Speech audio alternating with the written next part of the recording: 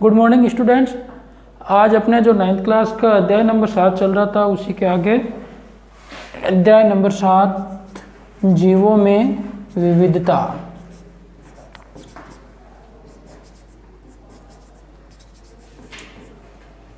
जीवों में विविधता चल रहा था अपने अध्याय नंबर 7। इसी के अंदर पढ़ रहे थे अपन रॉबर्ट विटेकर द्वारा पंच जगत है ना, जीवधारियों को 5 भागों में बांटा गया, जिसके अंदर अपन ने 3 पढ़ लिया है। पहला पढ़ लिया अपन ने मोनेरा पढ़ लिया, फिर उसके बाद में अपन ने प्रोटिस्टा पढ़ा और उसके बाद में अपन ने फंजाई पढ़ा। 3 तो अपन ने वर्ग पढ़ लिए।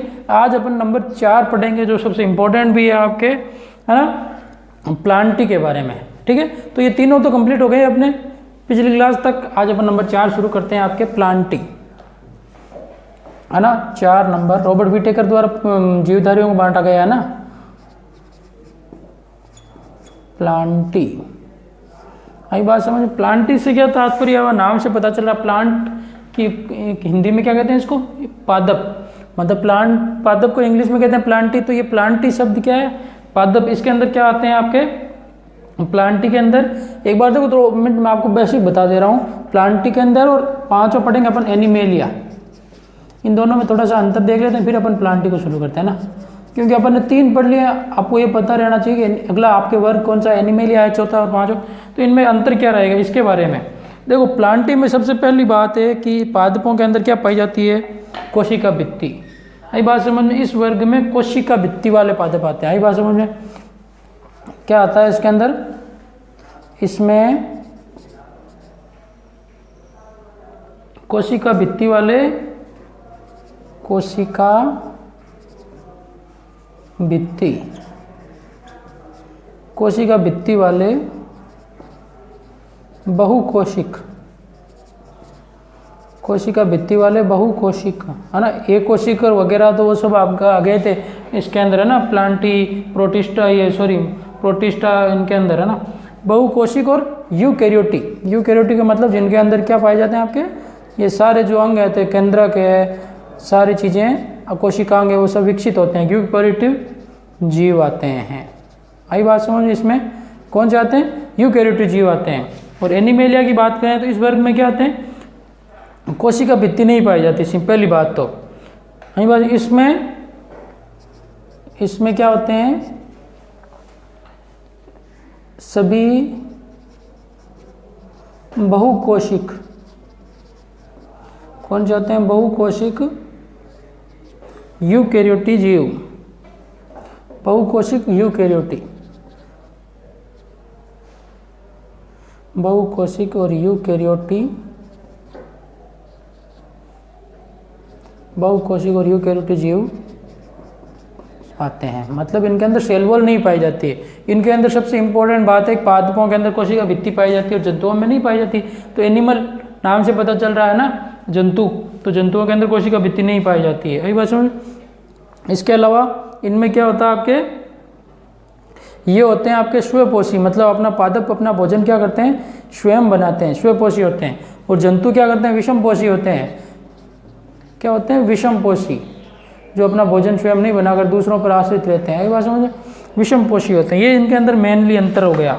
आगे बात समझे कि इसमें क्या होती है, कोशिका भित्ति नहीं पाई जाती। ये भी लिख लें यहाँ पर, कोशिका भित्ति नहीं पाई जाती है,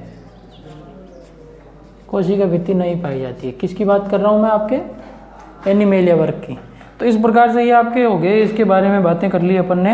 ये तो इनके बेसिकली मेनली अंतर। अब प्लांटी को इनके किन किन भागों में बांटा गया, प्लांटी को और अधिक उनके बारे में पढ़ेंगे अपन। तो ये तो मेनली 2 हो गए कि ये कोशिका भित्ति, बहुकोशिक और यूकैरियोटिक जीव आते हैं प्लांटी के अंदर, और स्वपोषी होते हैं। उनके अंदर बहुकोशिक यूकैरियोटिक जीव आते हैं और विषमपोषी होते हैं। जंतुओं में क्या होती है आपके, कोशिका भित्ति नहीं पाई जाती। ये इनके अंदर मेनली अंतर हो गया। अब अपन नंबर 4 पढ़ेंगे प्लांटी पूरा डिटेल से। प्लांटी के अंदर कौन कौन से वर्ग हैं, है ना, कि बांटा गया किन किन के अंदर इनको।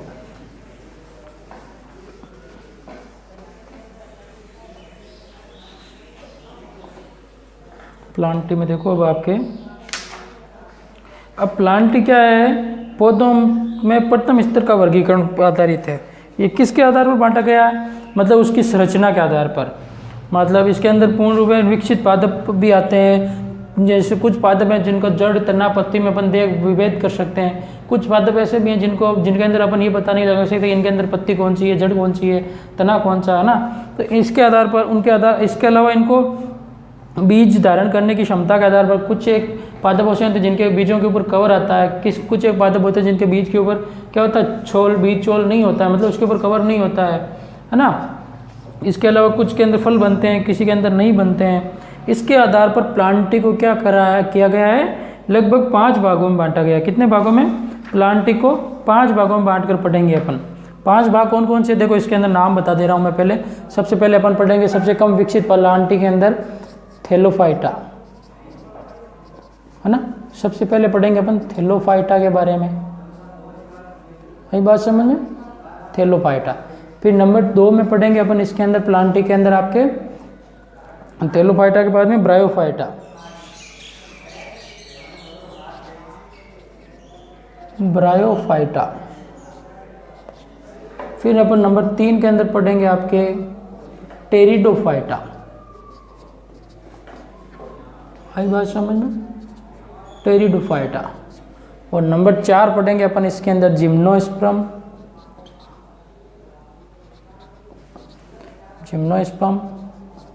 और 5वां पढ़ेंगे अपन इसके अंदर एंजियोस्पर्म।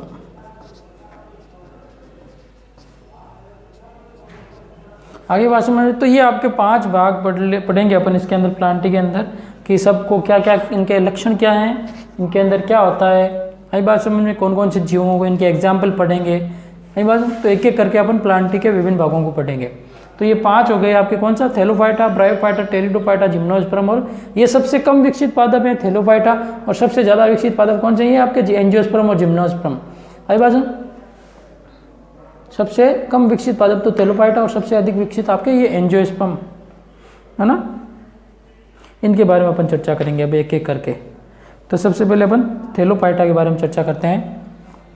बता दो ये 4 चीज़ें, अब अपन थैलोफाइटा पढ़ते हैं।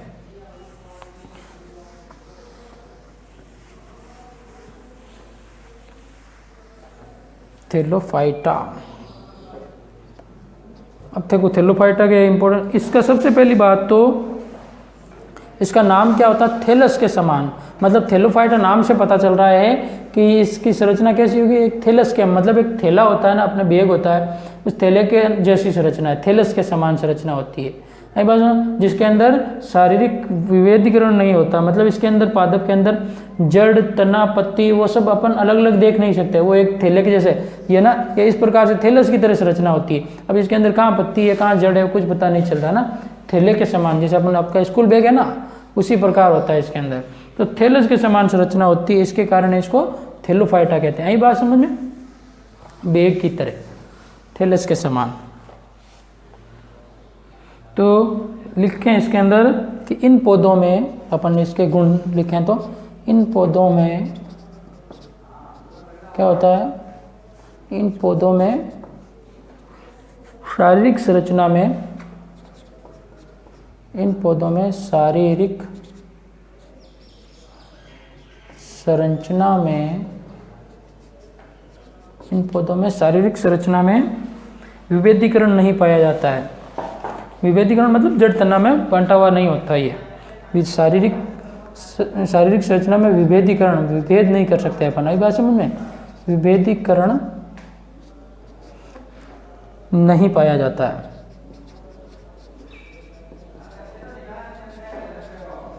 विभेदीकरण नहीं पाया जाता है। दूसरी बात, पहली बात तो हो गई इनकी शारीरिक संरचना में विभेदीकरण नहीं होता है। इस वर्ग में पौधों को सामान्यतः शैवाल कहा जाता है, मतलब इस वर्ग में कौन से आते हैं, ज़्यादातर शैवाल कहा जाता है। लिख लो इसके अंदर, इस वर्ग के पौधों को सामान्यतया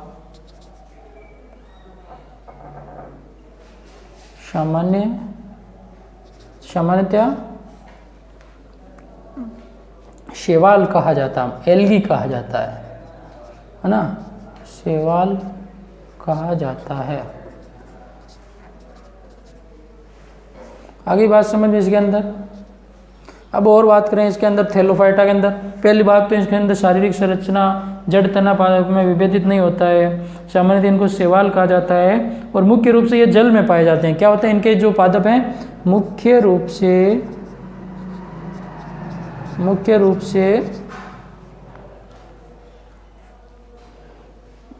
से यह जल में पाए जाते हैं। यही बात समझ में, समुद्रों के अंदर जल में पाए जाते हैं, पानी के अंदर रहते हैं, जलीय पादप है ना।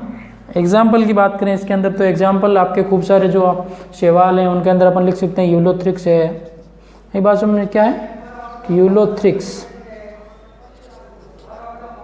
अभी तो आपके ये सिर्फ आपने नाम ऐसे लग रहे हैं जैसे अपन कॉलेज करते हैं बीएससी के वगैरह के अंदर, तो आपके ये बीएससी फर्स्ट ईयर के अंदर एक किताब है शैवाल, कवक और ब्रायोफाइटा संबंधित, पूरी ब्रायोफाइटा पर क्या है किताब दी हुई है, पूरा यूनिट है ब्रायोफाइटा की। एग्जाम्पल है जैसे यूलोथ्रिक्स है, कारा है, अल्वा है, स्पाइरोगायरा है, इनका पूरा वर्गीकरण जीवन चक्र दिया हुआ है। यही बात समझ में।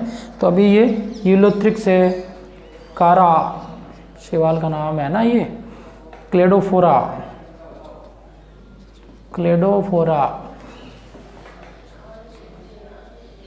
इसके अलावा आपकी स्पाइरोगायरा,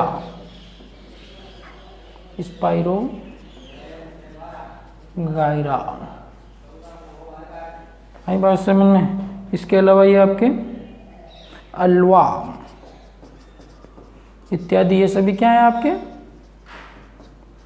थैलस है, मतलब थैलोफाइटा समूह के पादप हैं, प्लांटिक के थैलोफाइटा वर्ग से, मतलब इनका शारीरिक संरचना मतलब ये क्या होते हैं जड़, तना एवं पत्ती में विभेद नहीं होता है, में बंटे हुए नहीं रहते हैं। यही बात समझ में, बटे हुए नहीं रहते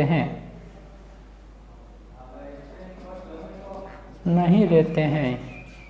अगली बात समझ में, सिंपल सी बात हो गई कि इन पौधों की शारीरिक संरचना विभेदीकरण नहीं होता, मतलब इसको अपन इनके अंदर अपन ये नहीं देख सकते कि जड़ कौन सा है, तना कौन सा है, पत्ती कौन सा है, एक थैलस के समान संरचना होती है जिसको अपन क्या कहते हैं थैलोफाइटा। जैसे आपके किताब के अंदर खूब सारे एग्जाम्पल दिए हुए हैं, जैसे यूलोथ्रिक्स की बात करूँ मैं तो यूलोथ्रिक्स में क्या होता है ये इस प्रकार की संरचना होती है।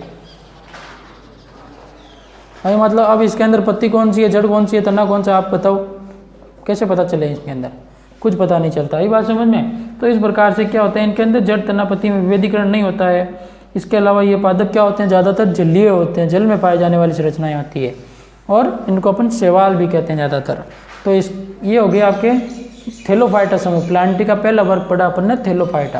अब दूसरे की बात करें अपन तो जिसके अंदर पढ़ेंगे अपन ब्रायोफाइटा, ठीक है। ब्रायोफाइटा के अंदर अपन देखते हैं, अभी ये बात हो गई आपके थैलोफाइटा की। नंबर फर्स्ट क्या रहे हैं अपन, जीवधारियों को क्या है 5 भागों में बांटा। कौन से सर्वमान्य वैज्ञानिक हुए थे रॉबर्ट विटेकर, जिन्होंने जीवधारियों को 5 जगत में बांटा, ठीक है। जिसके अंदर अपन ने 3 जगत पढ़ लिए, चौथा जगत पढ़ रहे हैं अपन प्लांटी, और प्लांटी के भाग पढ़ रहे हैं अपन थैलोफाइटा पढ़ लिया पहला। अब दूसरा पढ़ेंगे अपन ब्रायोफाइटा।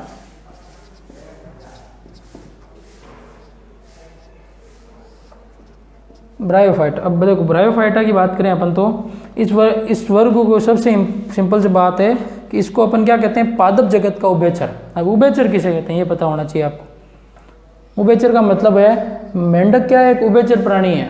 यही बात समझ में, मेंढक क्या है, एक तो होता है देखो, एक होता है आपके जलचर, देखो एक होता है जलचर, एक होता है स्थलचर और एक होता है आपके उभयचर। देखो तीनों नाम से पता चल रहा है। जल का मतलब क्या होगा, जो सिर्फ जल में रहते हैं वो क्या है जलचर। यही बात समझ, जो सिर्फ जल में रहने वाले पादप या जंतु वो सब क्या है जलचर हो गए। स्थलचर का मतलब जैसे अपन ना स्थलचर है, स्थलचर, यही बात समझ में, जो सिर्फ जमीन पर रहते हैं। और उभयचर वो जल में भी रह सकते हैं और स्थल पर भी रह सकते हैं, तो वो क्या कहलाते हैं आपके उभयचर। जैसे उभयचर मेंढक क्या है एक उभयचर है, देखा होगा आपने मेंढक को, अगर अपन पानी में रहते हैं जैसे कुओं में देखना होगा आपको, है ना, कुएं के अंदर खूब सारे मेंढक दिखाई देंगे, पानी जहाँ होता है वहाँ पे मेंढक होते हैं। अगर मेंढक को अपन बाहर निकाल दें तो वो जीवित रह सकते हैं, लेकिन अगर अपन मछली को बाहर निकाल देंगे तो वो क्या हो जाएगी मर जाएगी, है ना, वो बिना जल के नहीं रह सकती। तो मछली क्या हो गई इसके, जलचर है। आई बात समझ में। स्थलचर की बात करें तो अपन मनुष्य लिख सकते हैं, खूब सारे प्राणी लिख सकते हैं, कोई भी प्राणी है ना जो अपने आसपास में है, जैसे कुत्ता क्या है, स्थलचर है। आगे बात समझ में। गाय क्या है, स्थलचर है। उभयचर के अंदर अपन एग्जाम्पल देख सकते हैं, कौन सा है आपके, मेंढक है। आगे बात समझ में, तो वो क्या हो गया, उभयचर। तो इस प्रकार से तो ब्रायोफाइटा को क्या कहते हैं अपन, उभयचर का मतलब है पादप जगत का उभयचर कहते हैं इसको। जंतु जगत के उभयचर तो हो गए, पूरा वर्ग पढ़ेंगे अपन, तब बातें करेंगे, है ना, आगे एनिमेलिया के अंदर पढ़ेंगे अपन। तो इस वर्ग को लिखो, इस वर्ग को पौधों, इस वर्ग के पौधों को, इस वर्ग के पौधों को पादप जगत का, इस वर्ग के पौधों को पादप जगत का उभयचर कहा जाता है। पादप जगत का उभयचर कहा जाता है। भाई बात समझ में। इनको क्या कहते हैं, पादप। अब उभयचर से नाम से पता चल रहा है कि ये पादप क्या रह सकते हैं, जल में भी जीवित रख सकते हैं और बिना जल के भी, ऊपर स्थल पर भी जीवित। लेकिन अपन ने थैलोपाइटा देखा, ज्यादातर पादप क्या थे, जलीय पादप थे। आगे बात समझ में। तो इनको पादप जगत का इंपॉर्टेंट 1 नंबर का क्वेश्चन आता है, कंपटीशन लेवल में भी आ जाता है, पादप जगत का उभयचर किसे कहते हैं, तो वो कौन सा हो जाएगा आपके, ब्रायोफाइटा। और बात करें तो ये पादप, यह पादप क्या होते हैं आपके, जड़। ये पादप तना और पत्तों जैसी, तना एवं पत्तों जैसी संरचना, तना एवं पत्तों जैसी संरचना में विभाजित होता है। अपन ने देखा थैलोपाइटा विभाजित नहीं था, है ना, विभेदीकरण नहीं था, इसमें होता है, जैसी संरचना में विभाजित होता है, विभाजित होता है। आगे बात समझ में। और बात करें अपन तो इसके अंदर, इसमें पादप शरीर के एक भाग से दूसरे भाग तक जल तथा दूसरी चीज़ों के संवहन के लिए विशिष्ट उत्तक नहीं पाए जाते। मतलब इनके अंदर क्या होता है, जैसे अपन पादप के अंदर देखते हैं कि जो फ्लोएम एवं जाइलम उत्तक होते हैं, वो क्या करते हैं, जाइलम तो जल एवं खनिज लवणों का करता है, फ्लोएम आपके भोजन का स्थानांतरण करता है, संवहन करने का कार्य करता है। लेकिन ब्रायोफाइटा के अंदर ऐसे संवहन उत्तक नहीं होते हैं। आई बात समझ में। तो इसमें ये भी लिख लो, इसमें पादप शरीर,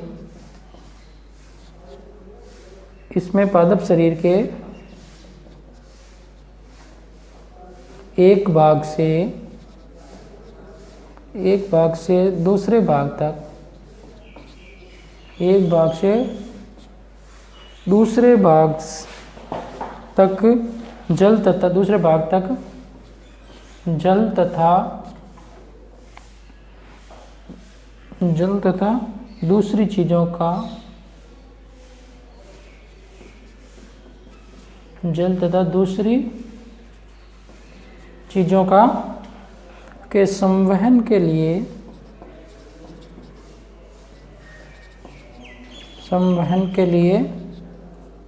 विशिष्ट उत्तक नहीं होते हैं। ये बात समझ में। क्या नहीं होते हैं, विशिष्ट उत्तक नहीं पाए जाते हैं।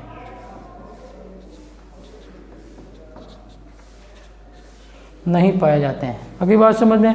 अब इसके बाद यह तो हो गया कि इनको पादप जगत का उभयचर कहते हैं।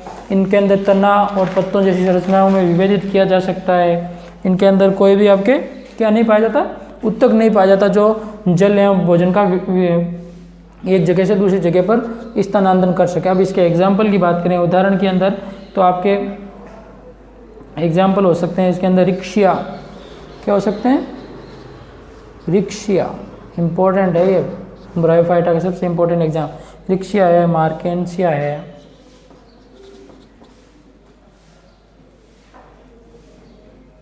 रिक्शिया, मार्केंसिया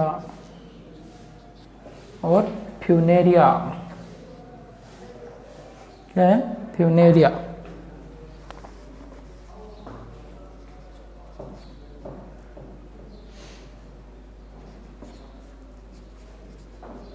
रिक्शिया, मार्गेंशिया, फ्यूनेरिया आदि। तो ये क्या हुए आपके ब्रायोफाइटा के कुछ एग्जाम्पल हो गए, आई बात समझ में, और इनके गुणधर्म हो गए। तो अपन ने पढ़ लिया, दो पढ़ लिया, एक तो ब्रायोफाइटा और पहले पढ़ लिया अपन ने थैलोफाइटा। अब अपन तीसरे की बात करें टेरिडोफाइटा की, प्लांटी के अंदर कौन सा भाग पढ़ेंगे अपन, टेरिडोफाइटा। तो इंपॉर्टेंट गुणधर्म हो गए कि ये सबसे इंपॉर्टेंट है, इसका पादप जगत का उभयचर किसे कहते हैं, 1 नंबर का क्वेश्चन बनता है, आई बात समझे। तो किसे कहेंगे अपन, ब्रायोफाइटा। अब अपन बात करें तीसरे की, जो है आपके कौन सा, टेरिडोफाइटा।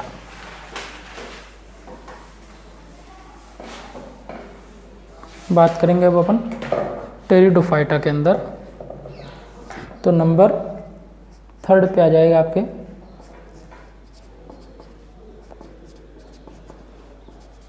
टेरिडोफाइटा।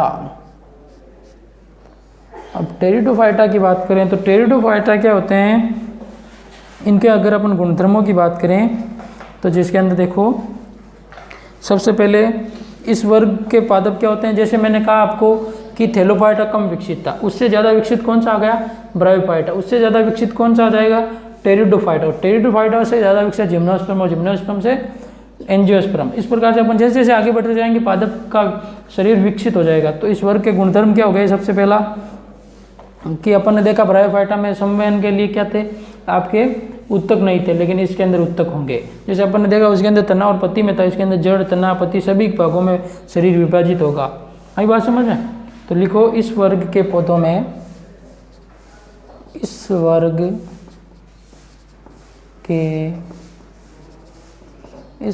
के पौधों में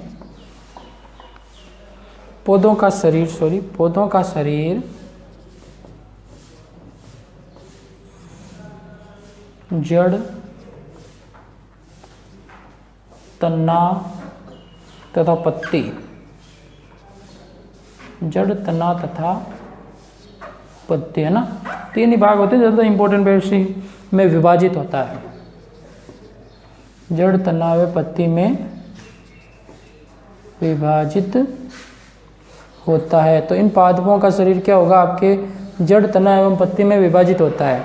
और बात करें अपन तो इनमें दूसरी की अगली बात, इनमें शरीर के एक भाग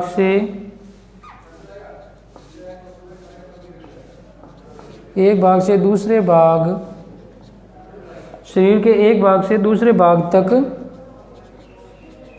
जल तथा अन्य पदार्थों का, मतलब भोजन वगैरह, जल तथा अन्य पदार्थों के संवहन के लिए, मतलब उनके पहुंचाने के लिए, संवहन के लिए क्या होते हैं आपके, जल तथा अन्य पादपों के संवहन के लिए संवहन उत्तक पाए जाते हैं। जैसे जाइलम, फ्लोएम, संवहन उत्तक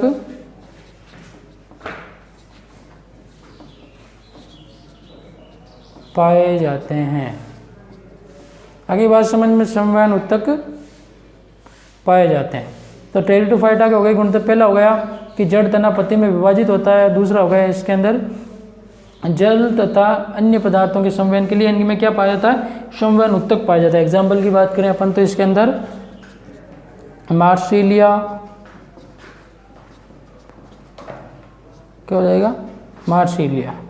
इसके अलावा अपन कह सकते हैं इसके अंदर फर्न, इसके अंदर ज़्यादातर पादप कौन से आते हैं, फर्न से संबंधित।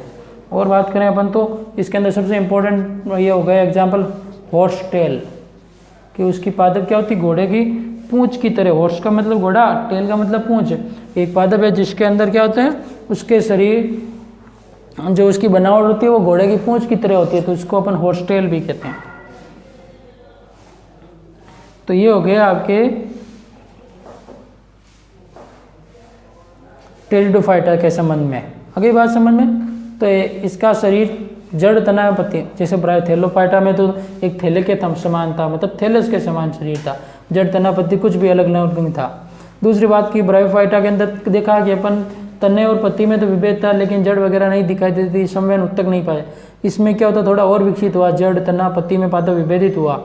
फिर उसके बाद जल एवं अन्य पदार्थों के संवहन के लिए उनमें क्या होते, संवहन उत्तक पाए जाने लगे, है ना। तो टेरिडोफाइटा को थोड़ा और विकसित पादप जगत में रखा गया। उसके अलावा और बात करें अपन तो इसके अंदर कि टेरिडोफाइटा के बाद में अपन बात करें जिम्नोस्पर्म और एंजियोस्पर्म की। तो इससे पहले अपन को दो परिभाषाएं देखनी पड़ेगी। एक तो होता आपके जिम्नोस्पर्म और एंजियोस्पर्म के संदर्भ में अपन को पहले परिभाषा की बात करें अपन तो इसके अंदर अपन को देखना पड़ेगा। टेरिडोफाइटा के बाद में अपन बात करें दो परिभाषाएं आपके,